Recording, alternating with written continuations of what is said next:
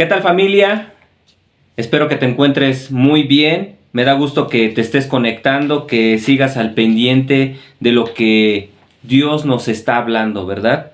Tenemos que ser sensibles a la palabra de Dios, tenemos que tener esa hambre, ese deseo de seguirla conociendo, pero no solo eso, de escucharla para saber ahora qué tenemos que cambiar, ¿verdad?, en nuestra vida. Ese es el propósito fundamental de escuchar la palabra de Dios y de aprenderla para ponerla por obra.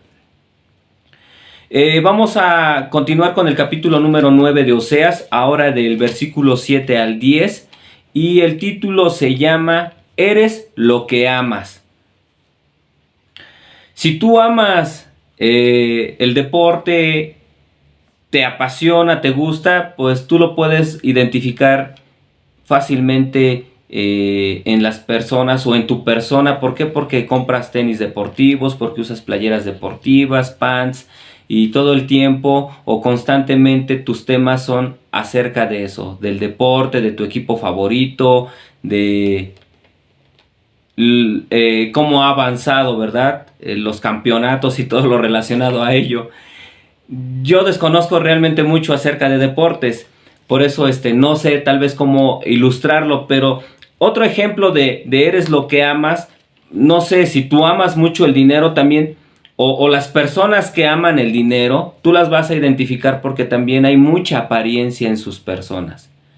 Tú vas a darte cuenta que ellos procuran siempre aparentar, y aún en su muro de Facebook o en donde tienen la oportunidad de proyectarse, van a aparentar lo que comen, lo que visten, lo que gastan. Y cuando tú platicas con este tipo de personas, siempre te están diciendo números, precios, te están hablando de dinero, de quién gana más, por qué gana más, que ya le aumentaron el sueldo y que ya gastó tanto y que lo que trae le costó tanto también. Tú te vas a dar cuenta mucho de estas personas que aman el dinero. ¿A qué voy con esto? Con estos ejemplos. Porque hoy vamos a abordar versículos que hablan de esto. Esto es lo que estaba sucediendo con la nación de Israel. Él era lo que amaba y era un idólatra. Era una persona o un pueblo más bien, que se había desviado de los mandamientos de Dios y había rechazado la palabra de Dios, y es más, había considerado como locos o tontos a los profetas de Dios. ¿Por qué? Porque preferían continuar viviendo como vivían, porque eso les generaba placer, eso les generaba tal vez alguna imagen, y por eso menospreciaban la palabra de Dios. Pero antes de continuar, vamos a orar, hermanos. Amado Dios, nos ponemos en tus manos. Invocamos a que tu Espíritu Santo, Señor, nos ayude, nos revele tu palabra, nos confronte y que nos transforme, Señor. Deseamos ser transformados, no queremos ser ingenuos, no queremos ser ignorantes, Señor. No queremos menospreciar tu palabra, Señor.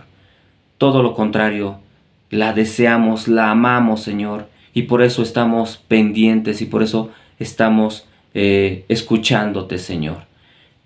Espíritu Santo, ayúdanos, Señor. Necesitamos que nos transformes, Padre, en el nombre de Jesús. Amén. Entonces vamos a leer Oseas capítulo número 9. Vamos a iniciar en el versículo número 7 y dice así: Vinieron los días del castigo, vinieron los días de la retribución, e Israel lo conocerá. Necio es el profeta, e insensato es el varón de espíritu, a causa de la multitud de tu maldad y grande odio. El versículo 8 dice: Atalaya es Efraín para con mi Dios. El profeta es lazo de cazador en todos sus caminos. Odio en la casa de su Dios. Hay otra versión que es la traducción lenguaje actual, y dice así estos dos versículos, el 7 y 8.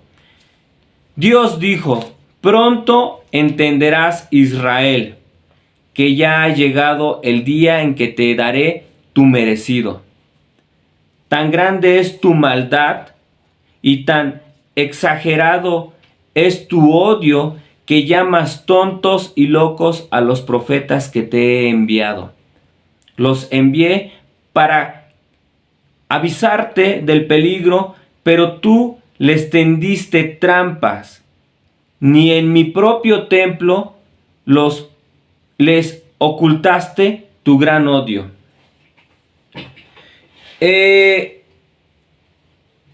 Aquí podemos darnos cuenta cómo es que el pueblo de Dios, irónicamente, detesta la palabra de Dios.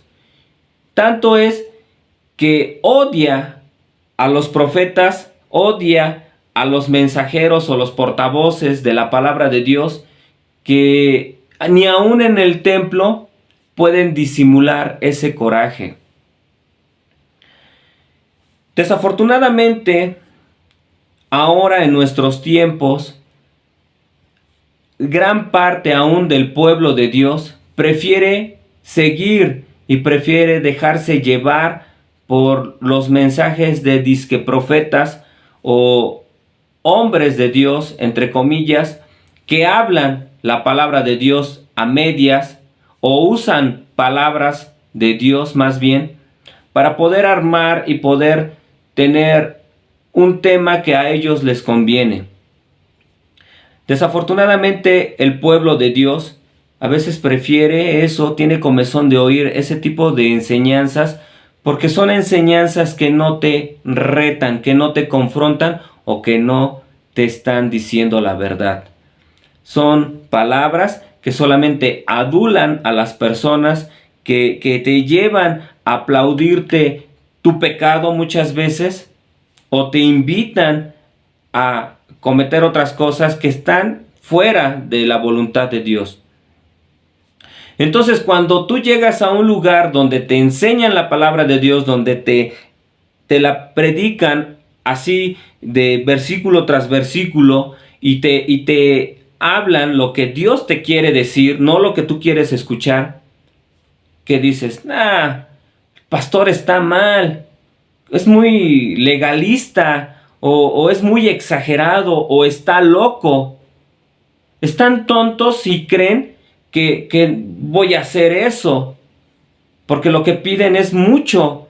¿Cómo va a pedir Dios que yo deje de hacer estas cosas si estoy bien, si estoy feliz?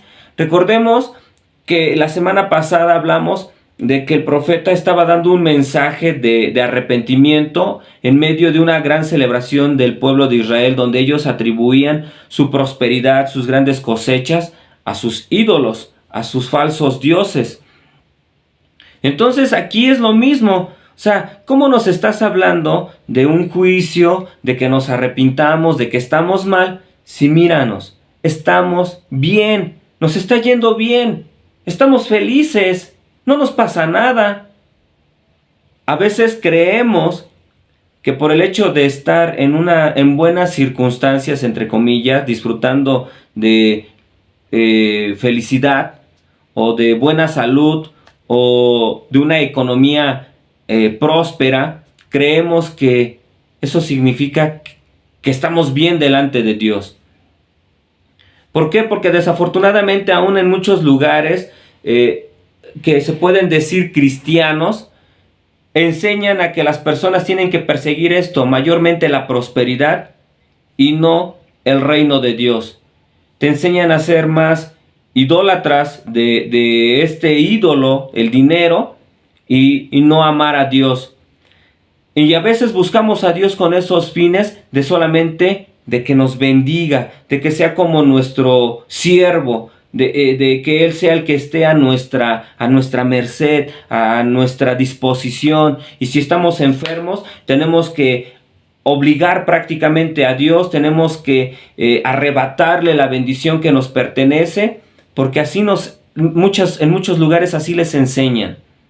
Y no, nosotros tenemos que tener en cuenta que nuestro Dios es un Dios grande, poderoso, pero también es temible. Nosotros tenemos que acercarnos a Él con reverencia.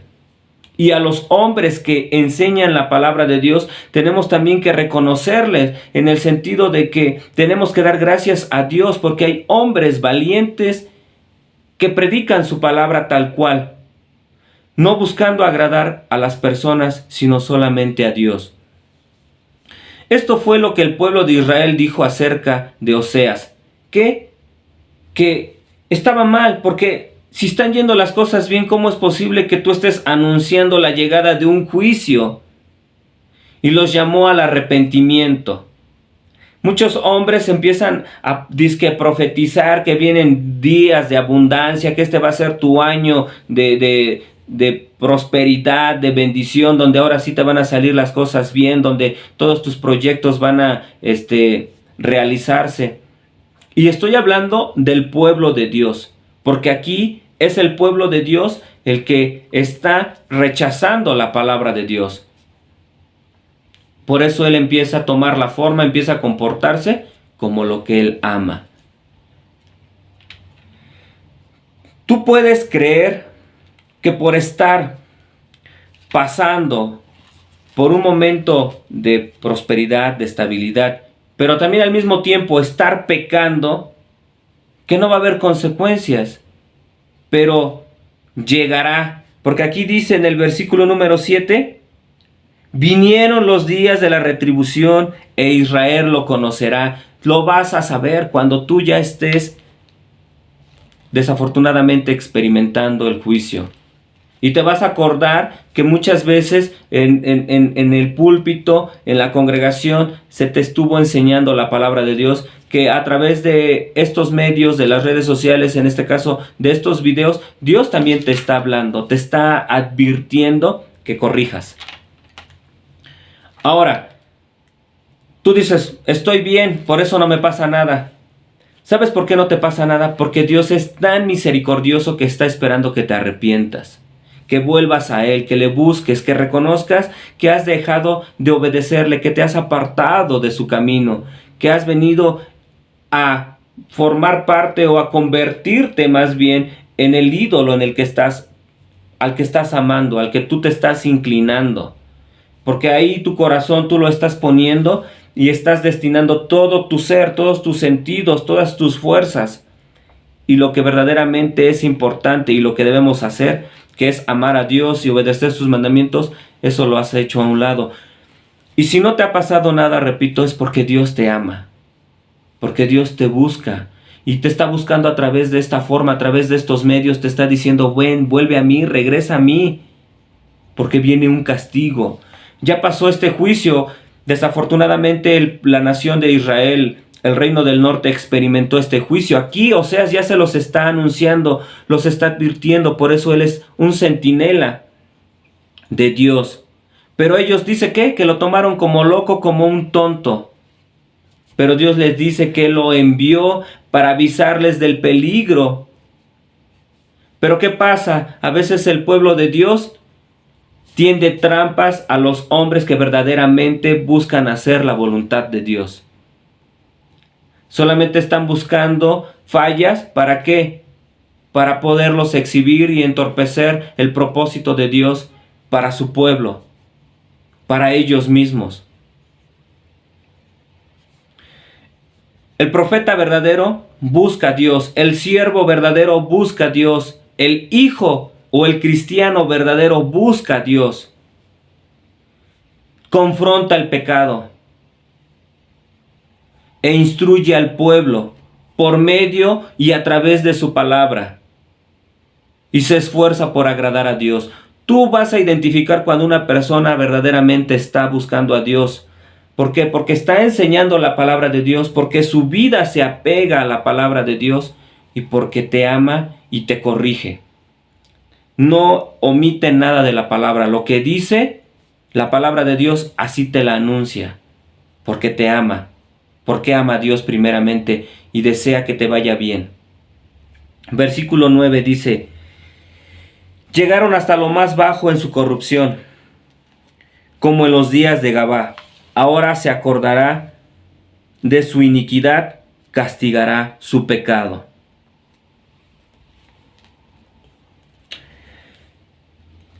Gabá es una ciudad de la tribu de Benjamín. Este pasaje yo te lo voy a dejar que lo leas de tarea, y si puedes, chútate todo el capítulo 19 de Jueces hasta el 20 y el 21. Y a causa de la perversidad de esta ciudad, de los hombres de esta ciudad, eran hombres tan depravados, tan malvados, que ahí había homosexualismo, había homicidio, había odio. Era un hombre levita que vivía en las montañas de Efraín, en un lugar apartado, y tenía como concubina una mujer de Judá, de Belén. Esta mujer, bueno, el caso es que se separa, lo deja, se vuelve a su casa, y este hombre va a buscarla, pero cuando él ya regresaba otra vez junto con su mujer a su casa, no tuvieron dónde quedarse, y entonces ellos pasaron la noche en la casa de un anciano en Gabá. Este hombre les proveyó todo, les proveyó el alimento para ellos y para sus 2 burros, dice ahí la escritura. Pero entonces dice que cuando llega la noche sucedió algo similar como cuando los hombres llegaron a la casa de Lot y golpearon y dijeron: saca a esos hombres porque queremos tener relaciones sexuales con ellos. Así estaba pasando lo mismo en Gabá. Estos hombres perversos dijeron: saca al hombre que estás hospedando en tu casa porque queremos tener relaciones sexuales con él. Era una ciudad tan terrible, tanto que ellos abusaron de la mujer de este hombre, de este levita, y él cortó el cuerpo de su mujer ya siendo un cadáver, después de que ellos abusaron de ella, y la repartió a las 12 tribus. Y lo que esto provocó es que casi desaparece la tribu de Benjamín. A causa de la maldad, provocó una guerra, provocó una gran contienda, que por poco y se desaparece la tribu de Benjamín. Esto es lo que Dios les está diciendo. Llegaron hasta lo más bajo en su corrupción, como en los días de Gabá. Su pecado está llevando a su extinción prácticamente. Su pecado los está llevando a que van a desaparecer, porque es tan terrible también en su pueblo, en su tiempo, en esta situación. Ustedes ya están viviendo la homosexualidad, la fornicación, el odio, la idolatría. Y no solo eso. Esto lo va a provocar que prácticamente ustedes sean destruidos. ¿Por qué? Porque Dios tiene que castigar el pecado. Nosotros tenemos que reflexionar, no nos tenemos que identificar con el mundo. No nos tienen por qué que comparar con tal ciudad. O sea, nosotros como iglesia, nosotros como hijos de Dios tenemos que ser luz. Tenemos que marcar la diferencia. ¿Cómo podemos invitar a una persona a que venga a la luz si nosotros estamos viviendo en tinieblas? La gente te va a decir: oye, mira tu vida, me invitas a ser parte de tu religión. Ellos te van a decir: pero pues si estás igual que yo o peor. O cómo nosotros podemos aún ser autoridad en nuestro hogar. ¿Cómo le podemos decir a nuestros hijos: oye hijo, apártate de esos vicios, no fumes, no tomes, no seas un borracho? Si tus hijos te ven que a ti te encanta el cigarro, te encanta el alcohol, ¿cómo les puedes decir: oye hijo, ten cuidado con quién te vas a casar? Si a ti te encantan las mujeres, o viceversa, en el caso de la mujer te encantan los hombres, hijo, busca a Dios, no huye de las pasiones juveniles, como dice Pablo. Pero si a ti te gusta, nosotros debemos tener esa autoridad, pero para poder tener esa autoridad es como lo que practica el profeta. tiene que estar pegado a Dios, tiene que vivir su palabra y tiene que predicar su palabra. Entonces va a haber esa autoridad y esa congruencia. Nosotros tenemos que ser luz. A nosotros no nos tienen por qué comparar con ciertos sucesos de lo que vive el mundo. No nos pueden decir, oye, si ustedes son como. Nosotros tenemos que definirnos bien. Nosotros tenemos que ser la luz en medio de las tinieblas. Versículo 10. Dice así la palabra: como uvas en el desierto hallé a Israel. Como la fruta temprana de la higuera, en su principio vi a vuestros padres. Ellos acudieron a Baal Peor, se apartaron para vergüenza y se hicieron abominables como aquello que aman. Por eso es que el título es Eres lo que amas. Dios recordaba cariñosamente los días cuando Israel le era fiel y también era fructífero, es decir, a causa de que él, por agradecimiento a Dios, por amor a Dios, de haberlo sacado de la nación de Egipto, haberlo sacado del pecado, de la esclavitud, ellos amaban a Dios y daban buenos frutos. Dios los recuerda así. Estaba aquí hablándole de sus antepasados. Por eso es que le dice, me acuerdo de vuestros padres. Que ellos estaban siendo así, estaban correspondiendo al amor de Dios. Les estaba diciendo, hubo un tiempo cuando Israel tuvo algo especial conmigo. Pero ahora, ¿qué pasa con ustedes? Dice que ellos acudieron a Baal Peor. El pecado de idolatría e inmoralidad sexual es lo que les está refiriendo con este ídolo. Y les está hablando también de un suceso que experimentó la nación de Israel. En el libro de Números, capítulo 25, del 1 al 3, dice así: mientras los israelitas acampaban en Sitín, comenzaron a prostituirse con las mujeres moabitas, las cuales los invitaron a participar en los sacrificios a sus ídolos. Los israelitas comían delante de esos dioses y se inclinaban a adorarlos. Esto los llevó a unirse al culto de Baal Peor. Por tanto, la ira del Señor se encendió contra ellos. Mira lo que provoca.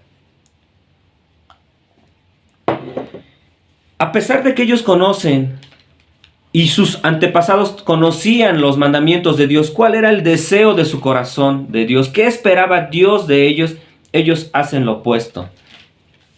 Nosotros también muchas veces sabemos, escuchamos la palabra de Dios, vamos a la iglesia y la palabra de Dios nos es predicada, nos es enseñada y la conocemos, la entendemos, la razonamos y sabemos que es buena, que es agradable, que es perfecta y que nos conviene. Pero a pesar de eso, hacemos lo opuesto. Se te dice en la iglesia, no te unas en yugo desigual. ¿Y qué pasa con los jóvenes? Ponen los ojos en otras personas, en los jóvenes o en las señoritas que no aman a Dios y que llevan a que después tú te inclines, como dice aquí, a sus ídolos. Sabemos que no debemos ver pornografía, sabemos que todas ese tipo de cosas no le agradan a Dios y lo hacemos, lo practicamos una vez y decimos, perdónanos, Señor. Se nos olvida que hemos pedido perdón y que Dios nos ha perdonado y que hemos hecho una promesa prácticamente de cambiar y lo volvemos a cometer. Dios los sacó de Egipto para no ser esclavos del pecado y ellos buscan cómo hacerse una vez más esclavos del pecado. Debemos ser hacedores de la palabra de Dios, hermanos. Debemos parecernos a aquel a quien amamos. Y dice que ellos acudieron a Baal Peor, el pecado de la idolatría y de la inmoralidad sexual. Como un ídolo te lleva a otro, eso también ya lo aprendimos. El amar o el inclinarte a un ídolo por agradarle, porque te sacia, en el sentido de que agrada a tu carne, te da placer, dices, ahora voy a probar aquí. Te da más placer, aunque te está destruyendo, pero no te das cuenta y buscas ahora por otra parte. Y cuando quieres reaccionar, como aquí le está pasando a la nación de Israel, ya estás siendo un esclavo. Vas a perder tu valor. Vas a perder el rumbo que Dios te había trazado. Vas a perder el propósito para lo cual Dios te ha creado o te creó.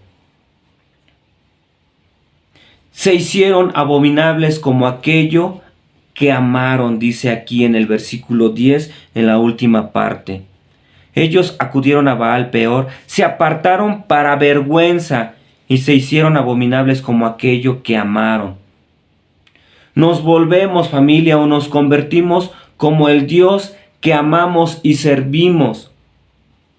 Por eso es que eres lo que amas. Ya sean cosas abominables o al Señor. Si amas al Señor, si amas a Jesucristo, te vas a parecer a Él. No que seas perfecto, Él solamente es perfecto, pero se va a notar que te esfuerzas por agradarle, por parecerte a Él, por seguir sus pasos, por hablar como Él habló, por vivir como Él vivió, por hacer su voluntad. Si amas las cosas abominables, no solamente a los ídolos hechos de oro, de plata, de madera, sino tu ídolo aún puede ser tu propio marido, hasta empiezas a comportarte como él. Empiezas a hablar y pensar como él. ¿Por qué? Porque tal vez te está gustando cómo vive tu marido, cómo piensa tu marido. Crees que el ser así muy atractivo en cuanto al deslumbrar tu forma de ser, tener carisma, tener apariencia, o tener ese tipo de relaciones que solamente te conducen a otras relaciones que también te llevan al pecado. Dices, pues está chido, ¿no? Eso es padre. Esa es la carne. Y esas son cosas abominables. Soy así como muy tajante, pero así lo dice la palabra de Dios. Los ídolos son abominables y nos parecemos a ellos porque nos apartan. Y aun si no hay algo que se parezca a ti, o tú te parezcas a él, en el sentido de los idólatras, te creas uno. Hay gente que le gusta buscar y servirle a la muerte y la adora a esta imagen. ¿Por qué? Porque ahí nunca les van a exigir o nunca les van a enseñar a que amen a su esposa, a que les sean fieles, a que trabajen honestamente, a que amen a su prójimo, a que amen a sus enemigos. Todo lo contrario. La gente por lo generalmente que se reúne a rendirle culto a este tipo de ídolos, hablando de la muerte, son personas que tienen su vida hecha un desorden, que viven en inmoralidad sexual, que viven en el robo, en el asesinato, que secuestran, que ofrecen sacrificios. ¿Por qué? Porque dicen, aquí está chido, aquí puedo hacer lo que me dé la gana, puedo vivir bien, entre comillas, y Dios está bien y yo estoy bien con Él. Eso es mentira. Conclusión, familia. ¿A quién amas tú? Recuerda que tú eres lo que amas. Entonces, ¿qué es lo que amas? ¿Amas más el dinero? ¿Amas más a tu trabajo? ¿Amas más a tu pareja? ¿Amas más tus sueños? ¿Amas más o algún ídolo? ¿Todavía tienes ídolos físicos? ¿Te estás pareciendo más a Jesús? ¿Estás procurando parecerte a Jesús? Si no te pareces a Jesús, debes de cuestionarte entonces, ¿verdaderamente lo amo? ¿O solamente tengo una vida de apariencia? ¿Solamente practico una religión y en la iglesia hablo, actúo y me comporto como se debe de comportar un cristiano, pero saliendo de la iglesia, en mi trabajo, en mi casa, con mis cuates, no me comporto como un cristiano? Entonces no amas a Jesús. Porque a lo mejor probablemente ni les hablas de Jesús porque no te conviene, porque te estás echando tus chelas con ellos.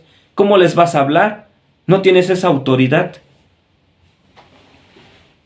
Si decimos amar a Jesús, debemos estar pareciéndonos más a Él, familia. Amén. Vamos a orar. Amado Dios, gracias por tu palabra. Gracias por bendecirnos con ella, Señor.